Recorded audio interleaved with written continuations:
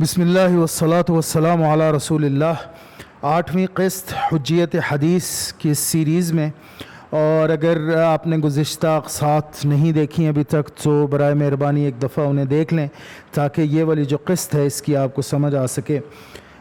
ان اقساط کو دیکھے بغیر اس قسط کو دیکھنے کا فائدہ نہیں ہے کما حقہ۔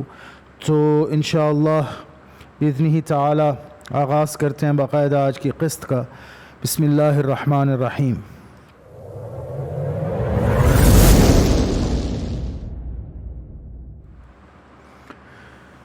آج ہم بات کر رہے ہیں جرح اور تعدیل پہ۔ میں آپ کو چند کتب سے روشناس کرانا چاہتا ہوں جرح اور تعدیل کی۔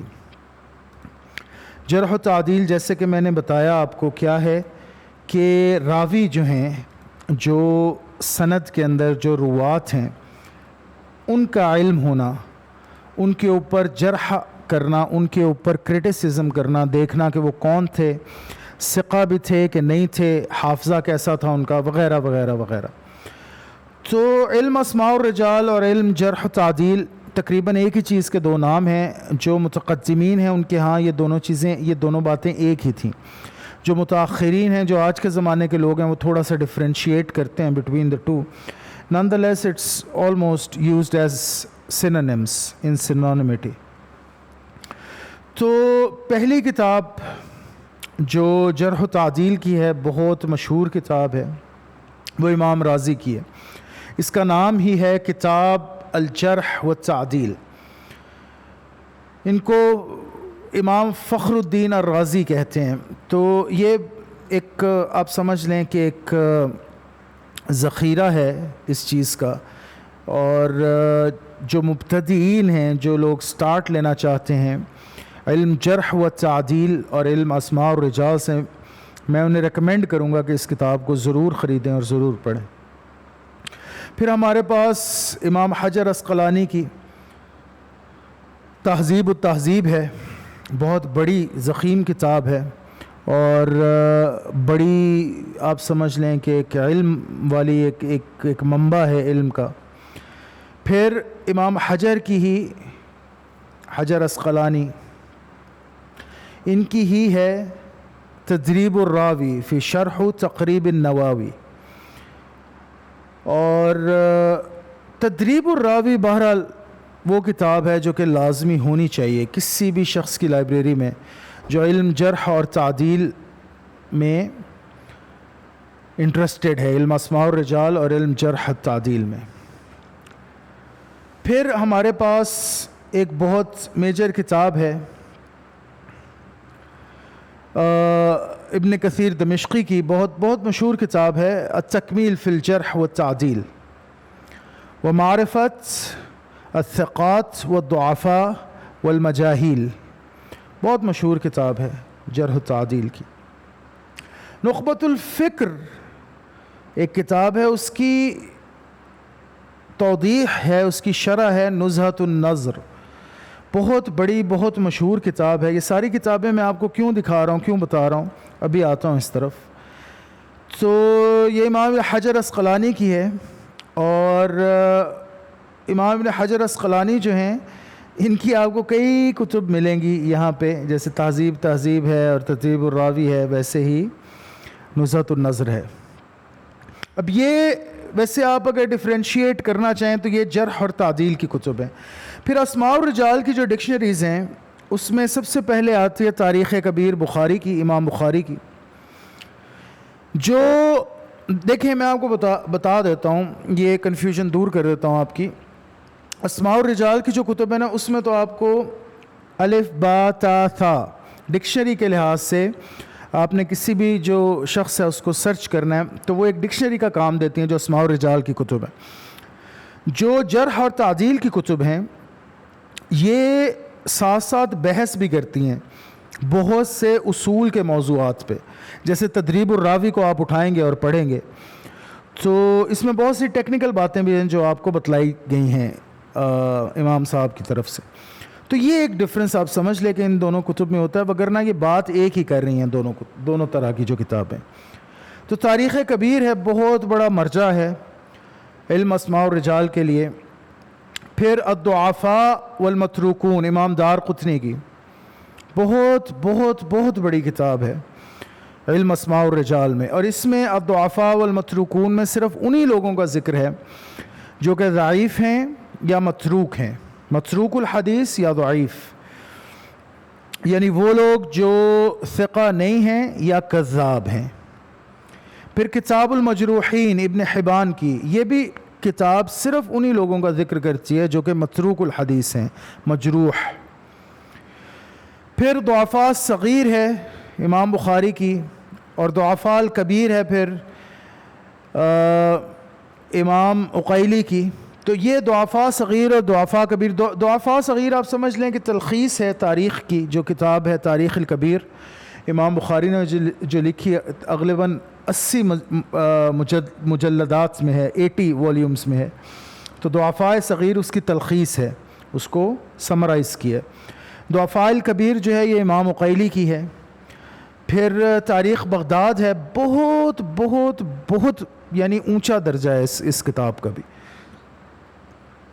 یہ خطیب بغدادی ہیں جنہوں نے یہ لکھی تاریخ بغداد۔ مجھے آج تک یاد ہے، میں نے جب پہلی دفعہ زندگی میں لائبریری میں یہ کتاب دیکھی تھی تاریخ بغداد، یہ تقریباً کوئی 40+ والیومز میں ہے، تو آئی واز آ اسٹرک یہ کتاب۔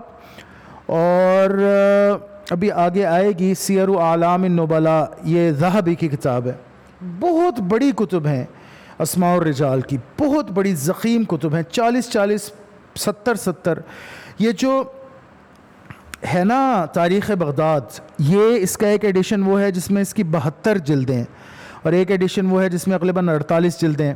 جو امام ذہبی کی ہے سیر اعلام النبلاء، یہ 40 جلدوں میں بھی پبلشڈ ہے۔ یہ دیکھیں الخامس والعشرون 25 والیوم، تو یہ 40 جلدوں میں بھی ہے، 45 جلدوں میں بھی پبلشڈ ہے۔ تو بہرحال اس کے بعد ایک بڑی کمال کتاب ہے امام ابو اسحاق الحوینی کی، یہ ہے نسل النبال بمعجم الرجال، بڑی زبردست کتاب ہے۔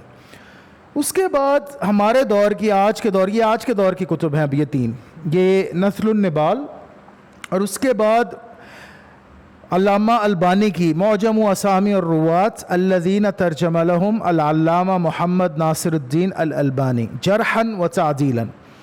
اس میں آپ سمجھ لیں کافی والیومز میں ہے یہ کتاب، کافی والیومز میں بھی، تقریباً کوئی 30-32 والیومز میں یہ کتاب ہے۔ اس میں آپ سمجھ لیں کہ انہوں نے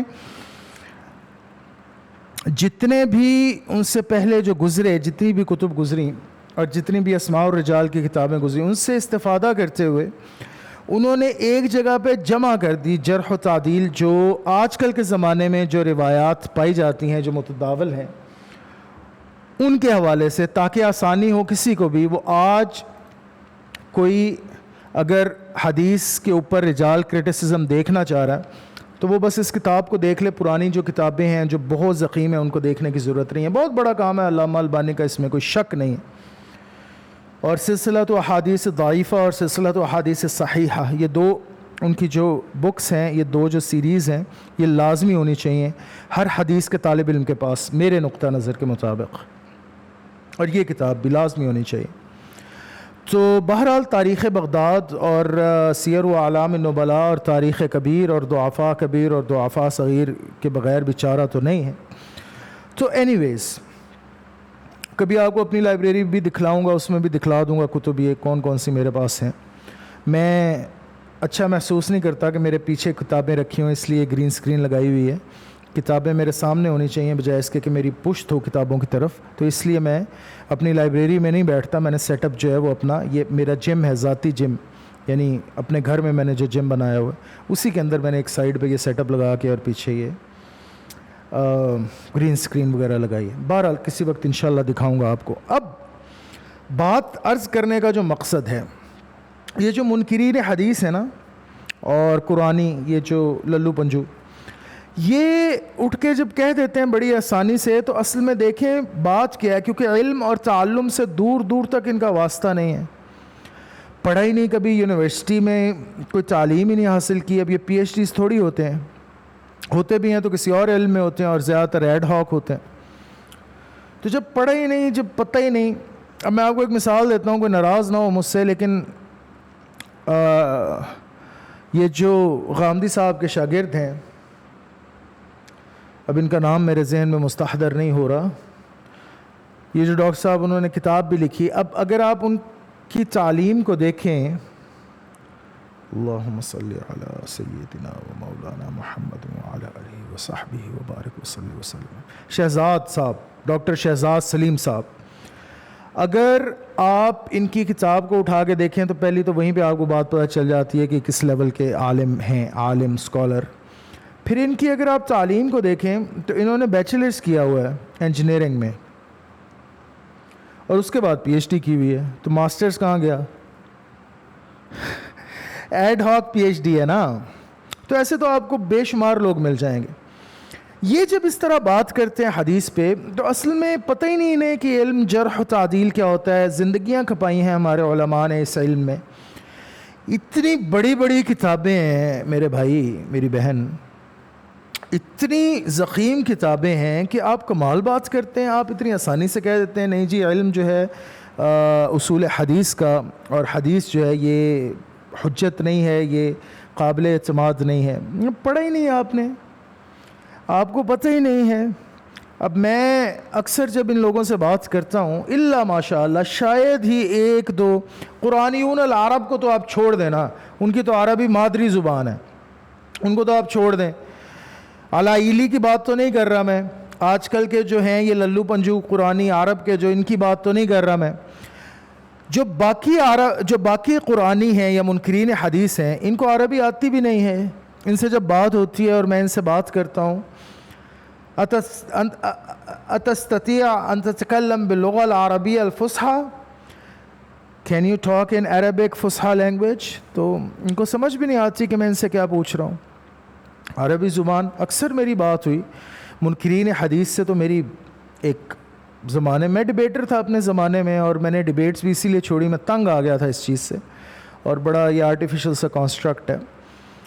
جب دل پہ مہر لگ جائے تو کوئی ڈبیٹ شبیٹ کوئی جو ہے نا وہ حل نہیں کر سکتی اس مشکل کو. سم بکم عمی فہم لا یرجعون. تو ہم پہ بس بلاغ ہے، ہم نے بتلانا ہے، تبلیغ کرنی ہے بس.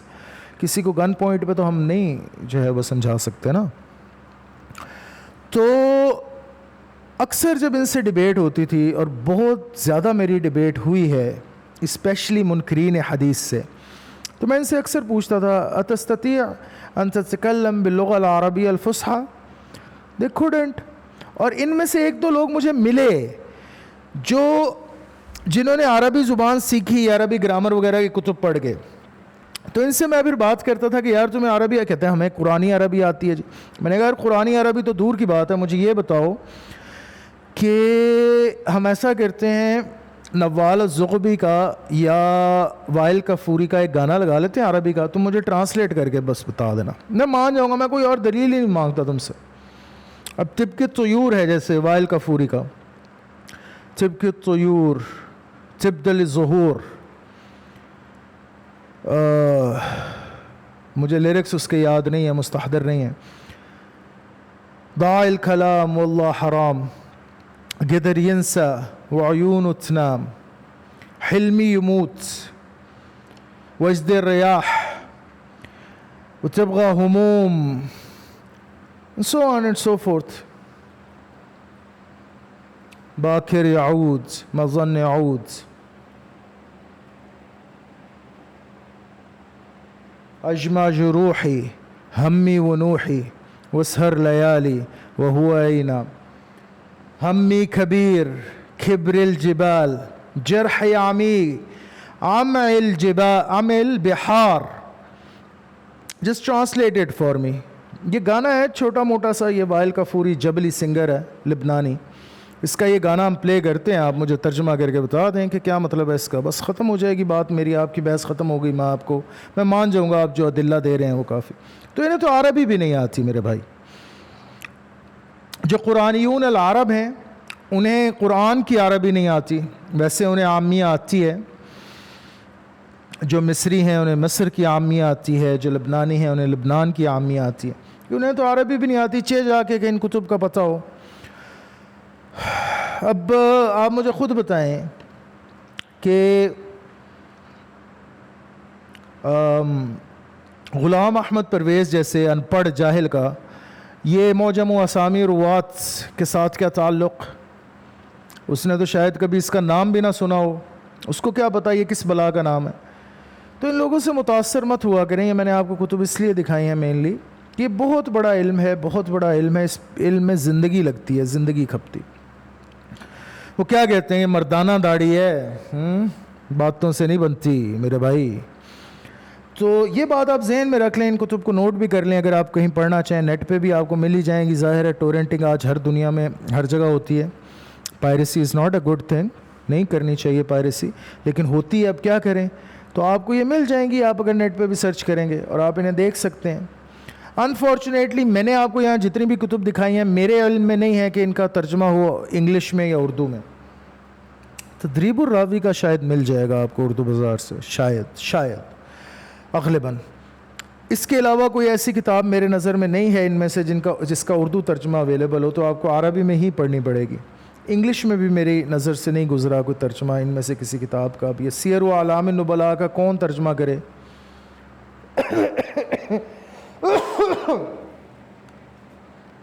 سیر و اعلام النبلاء جو 72 جلدوں میں کتاب ہے، اس کا کون ترجمہ اب کرنے بیٹھے گا؟ کوئی کرنے بیٹھے گا تو اللہ تعالیٰ اس کو جزائے خیر دے، لیکن بڑا مشکل کام ہے، بہت مشکل کام ہے.